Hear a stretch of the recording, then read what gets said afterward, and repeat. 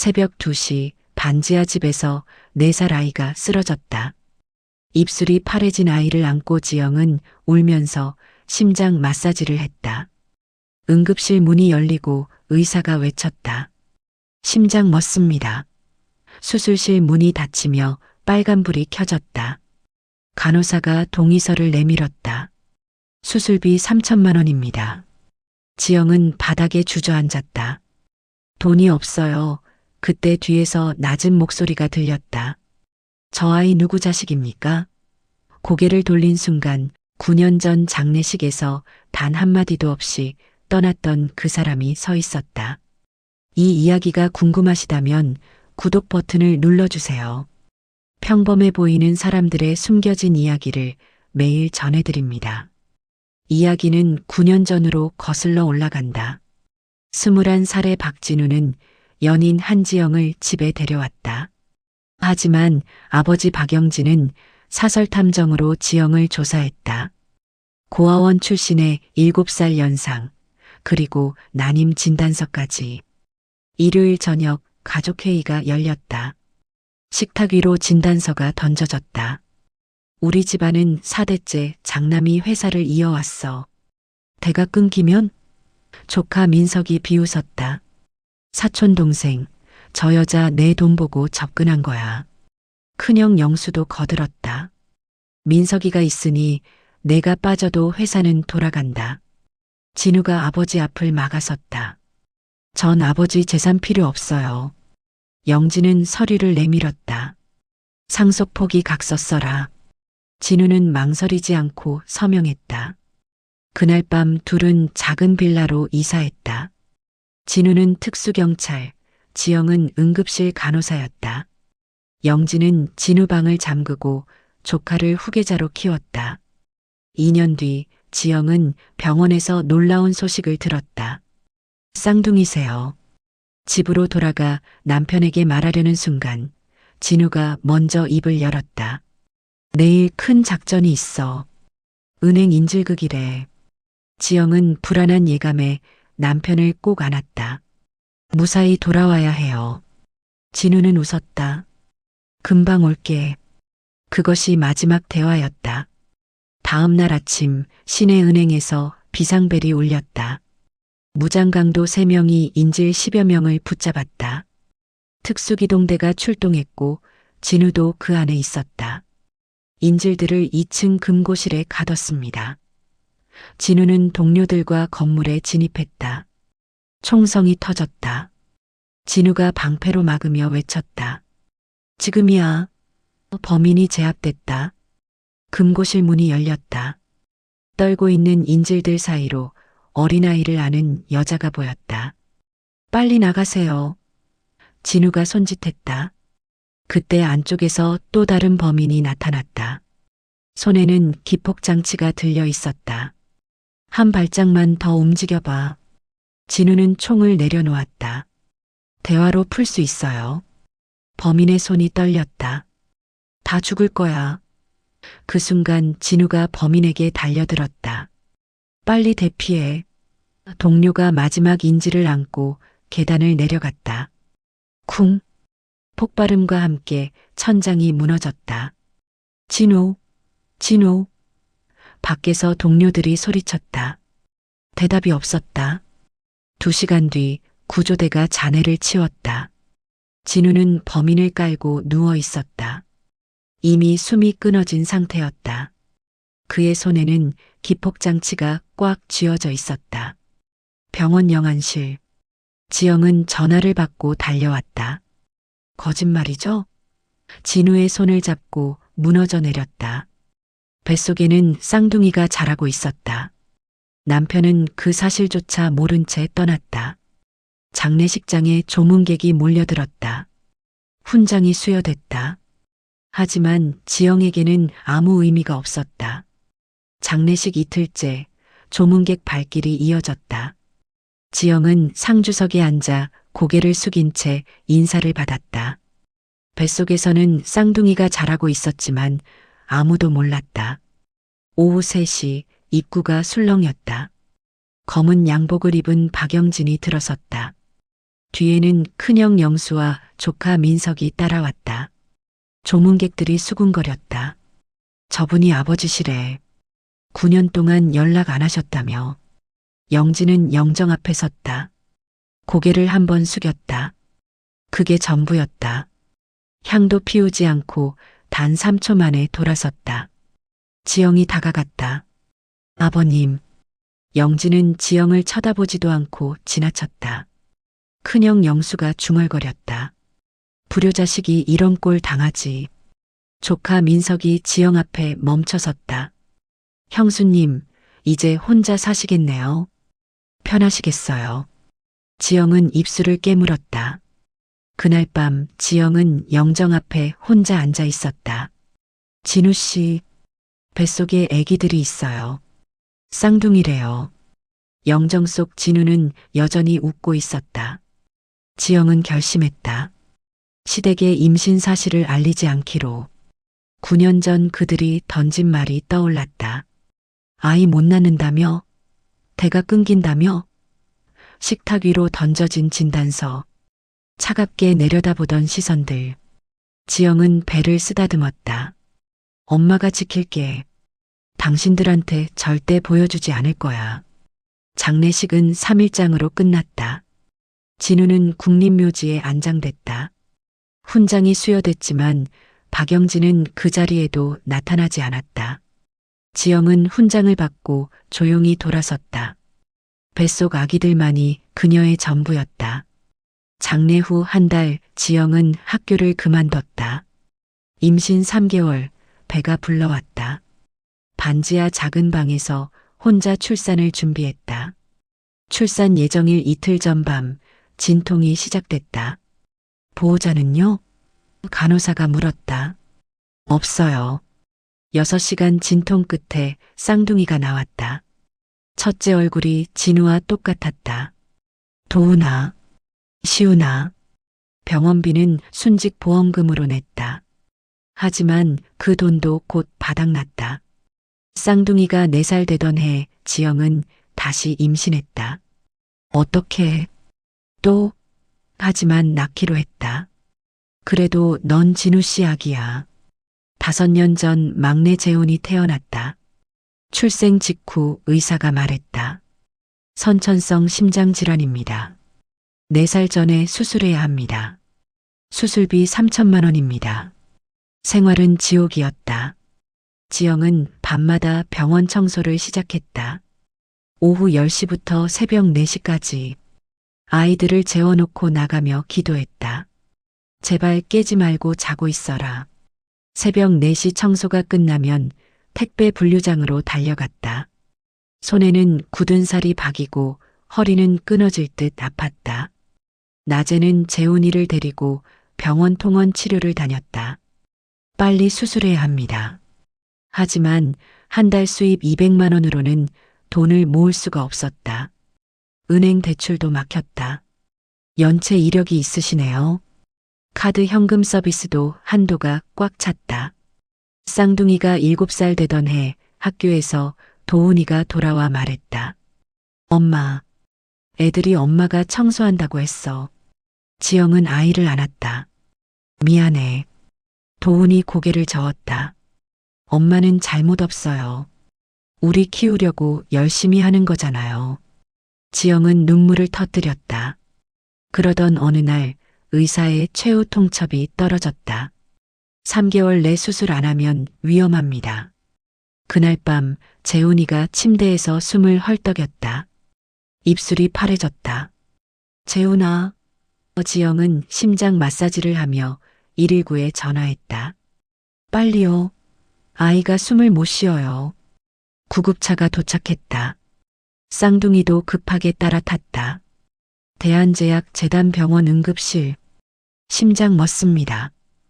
의사가 외쳤다. 수술실 빨간불이 켜졌다. 간호사가 서류를 내밀었다. 수술비 3천만 원입니다. 지영은 바닥에 주저앉았다. 돈이 없어요. 복도에서 의사 앞에 무릎을 꿇었다. 제발 아이만 살려주세요. 마침 그때 복도 저편에서 검은 코트를 입은 박영진이 걸어왔다. 야간 시찰 중이었다. 의사가 차트를 봤다. 보호자가 한지영 씨시네요. 영진의 몸이 굳었다. 한지영? 수술실 앞 대기석. 쌍둥이가 손잡고 앉아 있었다. 도훈이가 고개를 드는 순간 영진의 시야에 그 얼굴이 들어왔다. 진우? 죽은 아들 얼굴이 거기 있었다. 영진은 가슴을 움켜쥐며 벽을 짚었다. 호흡이 가빠졌다. 비서가 달려왔다. 회장님, 쌍둥이였다. 둘 다 진우를 빼닮았다. 영진은 지영에게 다가갔다. 지영 씨, 지영이 돌아봤다. 회장님? 저 아이들이. 지영은 차갑게 말했다. 돌아가세요. 간호사가 다가왔다. 동의서 지금 작성 안 하시면 수술 못 합니다. 영진이 끼어들었다. 수술비는 제가 내겠습니다. 지영이 고개를 저었다. 필요 없어요. 영진이 애원했다. 제발. 지영은 동의서에 서명하고 돌아섰다. 영진은 그 자리에 선 채로 수술실 불빛만 바라봤다. 9년 만에 본 며느리, 그리고 죽은 아들을 닮은 쌍둥이. 모든 것이 무너졌다. 6시간 수술 끝에 빨간불이 꺼졌다. 수술 성공했습니다. 지영은 주저앉아 울었다. 아침 영진이 다가갔다. 저 아이들이. 지영은 눈을 감았다. 진우 씨 아들들 맞습니다. 영진은 벽에 기대며 무너졌다. 다음 날 변호사가 서류를 펼쳤다. 출생신고서 세부. 아버지란 박진우. 유족연금 수급자 한지영. 자녀 3명. 친자관계 확인됩니다. 영진은 눈물을 흘렸다. 그날 오후 경찰청 증거물 보관 창고. 진우의 사물함에서 미발송 편지가 나왔다. 아버지 박영진 귀와 떨리는 손으로 펼쳤다. 아버지, 지영이가 임신했습니다. 쌍둥이래요. 이제 우리 결혼 인정해 주시겠죠? 다음 주 찾아뵙겠습니다. 보고 싶습니다. 날짜는 순직 3일 전. 영진은 무너져 내렸다. 진우야, 미안하다. 집으로 돌아온 영진은 큰형을 불렀다. 손주가 셋입니다. 민석이 끼어들었다. 제 입장은요? 영진이 말했다. 넌 충분히 받았어. 민석이 소리쳤다. 후회하실 겁니다. 영진은 변호사에게 전화했다. 유언장 수정합니다. 이틀 뒤 대한제약 본사 대회의실. 기자들이 몰려들었다. 긴급 기자회견이라는데 무슨 일이래? 회장이 직접 나온다더라. 플래시가 터졌다. 박영진이 단상에 올랐다. 수십 개의 카메라가 그를 향했다. 영진은 마이크 앞에 섰다. 심호흡을 한 번 하고 입을 열었다. 9년 전 제 아들 박진우를 버렸습니다. 회견장이 술렁였다. 며느리가 난임이라는 이유로 결혼을 반대했습니다. 아들이 순직했을 때도 냉대했습니다. 제 손주 셋이 9년간 반지하에서 폐지를 주우며 살았습니다. 기자들이 웅성거렸다. 카메라 플래시가 쏟아졌다. 영진은 고개를 깊이 숙였다. 이 모든 건 제 잘못입니다. 단상 아래서 민석이 주먹을 쥐었다. 옆에 선 큰형 영수도 굳은 표정이었다. 영진이 다시 고개를 들었다. 오늘부로 제 회사 지분 30%를 손주들 명의로 신탁합니다. 나머지 경영권은 전문 경영인에게 넘깁니다. 회견장이 또 한 번 술렁였다. 기자가 손을 들었다. 조카분 박민석 부사장은 어떻게 되는 겁니까? 영진은 단호하게 대답했다. 즉시 해임합니다. 민석이 자리를 박차고 일어났다. 작은아버지. 하지만 영진은 돌아보지 않았다. 민석은 분을 사귀지 못하고 회견장을 나갔다. 그날 밤 뉴스는 이 소식으로 도배됐다. 대한제약 회장, 눈물의 고백 재벌 가문 주위의 민낯 반지하 손주들. 하루아침에 재벌가 상속자로 온라인 댓글도 폭발했다. 늦었지만 책임지려는 모습 9년간 뭐했나 저 며느리가 진짜 대단하다. 다음 날 영진은 병원으로 지영을 찾아갔다. 재훈이는 회복 중이었다. 지영이 복도로 나왔다. 회견 봤어요. 영진이 고개를 숙였다. 용서해 주십시오. 지영은 고개를 저었다. 회장님 용서는 못하겠어요. 영진의 어깨가 축 처졌다. 하지만 지영이 이어 말했다. 하지만 아이들이 할아버지를 알 권리는 있으니까 만남은 허락하겠습니다. 영진이 고개를 들었다. 정말입니까? 지영이 조건을 말했다. 첫째, 아이들 앞에서 진실을 고백하세요. 둘째, 매주 토요일 오전 아이들과 시간 보내세요. 셋째, 돈으로 해결하려 하지 마세요. 영진이 고개를 끄덕였다. 모두 지키겠습니다. 지영이 마지막 조건을 말했다. 그리고 재훈이 수술비는 제가 직접 갚겠어요. 영진이 놀라 물었다. 왜 그러십니까? 지영은 단호했다. 전 회장님 돈으로 아이 키우고 싶지 않아요. 제 힘으로 갚을 겁니다. 영진은 아무 말도 할 수 없었다. 9년 동안 혼자 버텨온 며느리의 자존심이었다. 그날 오후 영진은 회사로 돌아갔다. 이사회가 소집됐다. 큰형 영수가 자리에서 일어났다. 동생, 이건 독단이야.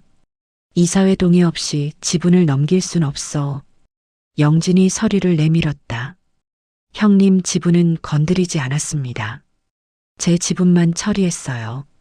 영수는 말문이 막혔다. 법적으로 문제가 없었다. 민석이 회의실 문을 박차고 들어왔다. 작은아버지, 9년 동안 제가 이 회사 키운 거 아시잖아요. 영진이 차갑게 대답했다. 그리고 9년 동안 충분히 보상받았지. 내 손주들은 그 시간 동안 폐지술에 끌었어. 민석은 더 이상 할 말이 없었다. 영진은 회의실을 나왔다. 뒤에서 영수와 민석의 항해 소리가 들렸지만 돌아보지 않았다. 토요일 오전 병원 놀이터. 영진은 약속 시간보다 30분 일찍 도착했다. 벤치에 앉아 손을 비볐다. 떨렸다. 10시 정각 지영이 새 아이의 손을 잡고 나타났다. 쌍둥이 도훈과 시훈, 그리고 태어난 재훈. 영진은 벤치에서 일어나 아이들 눈높이에 맞춰 무릎을 꿇었다. 애들아, 할아버지가 너희 아빠한테 정말 못되게 굴었어. 아이들은 조용히 할아버지를 바라봤다. 도훈이 물었다. 왜요? 영진은 솔직하게 대답했다. 할아버지가 잘못 생각했어. 돈이 제일 중요한 줄 알았거든. 시훈이 고개를 갸우뚱했다. 그럼 이제 생각 바뀌셨어요? 영진이 고개를 끄덕였다. 응. 너희를 보니까 알겠더라. 재훈이 할아버지에게 다가왔다. 할아버지, 우리 아빠 사진 볼래요? 작은 손에 들린 사진. 경찰 제복을 입은 진우가 웃고 있었다. 영진은 사진을 받아들었다. 손이 떨렸다. 너희 아빠, 정말 멋진 사람이었어. 눈물이 흘렀다. 도훈이 할아버지 손을 잡았다. 울지 마세요. 지영은 멀리서 그 모습을 지켜봤다. 가슴 한편이 먹먹했다. 용서는 아직 안 됐다. 하지만 아이들에게 할아버지가 생긴 건 나쁘지 않았다. 며칠 뒤 어느 주말 오후 작은 공원. 영진이 쌍둥이와 함께 그네를 밀어주고 있었다. 재훈이는 미끄럼틀을 타며 웃었다. 할아버지, 저 봐요. 영진이 손을 흔들었다. 조심해라. 도훈이가 그네에서 내려와 물었다. 할아버지, 우리 아빠 얘기 더 해줘요. 영진은 아이들을 벤치에 앉혔다. 너희 아빠는 어렸을 때 정말 착했어. 길에서 다친 강아지를 발견하면 꼭 데려와서 치료해줬지. 시훈이 눈을 반짝였다. 우리랑 똑같네요. 영진이 웃었다. 그래, 너희가 아빠 닮았어. 재훈이가 물었다. 할아버지는 아빠한테 화 많이 냈어요? 영진은 잠시 말을 멈췄다. 응, 할아버지가 많이 미안해. 지영이 벤치 옆에 와서 앉았다. 영진이 조심스럽게 물었다. 아이들, 학교 생활은 괜찮습니까? 지영이 고개를 끄덕였다. 네, 요즘은 잘 다녀요. 영진이 말했다. 제가 뭐 도와드릴 건 없습니까? 지영은 고개를 저었다. 아이들이 할아버지 만나는 것만으로 충분해요. 1년이 흘렀다. 가을이 왔다. 공원 산책로에 낙엽이 쌓였다. 영진은 새 손주와 손을 잡고 걷고 있었다. 지영은 조금 뒤에서 따라오며 그 모습을 지켜봤다. 도훈이 물었다. 할아버지, 우리 아빠는 할아버지 용서했을까요? 영진은 깊게 한숨을 쉬었다. 모르겠구나. 하지만 할아버지는 평생 너희 아빠한테 미안할 거야. 재훈이 작은 손으로 할아버지 손을 꼭 쥐었다. 할아버지는 나쁜 사람이에요? 영진이 무릎을 꿇고 재훈을 안았다. 응, 나쁜 짓을 했었어. 하지만 이제 좋은 할아버지 되려고 노력 중이야. 시훈이 웃으며 말했다. 그럼 됐어요. 지영은 벤치에 앉아 가족을 바라봤다. 마음속으로 중얼거렸다. 용서는 아직 못하겠어요. 하지만 아이들에게 할아버지가 생긴 건 나쁘지 않네요. 처음으로 아이들 앞에서 당신 얘기를 할 수 있게 됐어요. 진우 씨, 당신은 뭐라고 하실까요? 아마 웃으며 괜찮다고 하겠죠. 당신은 그런 사람이었으니까. 저녁 노을이 공원을 물들였다. 할아버지와 손주들의 실루엣이 따뜻했다. 속죄는 시작됐지만 상처는 천천히 아물고 있었다.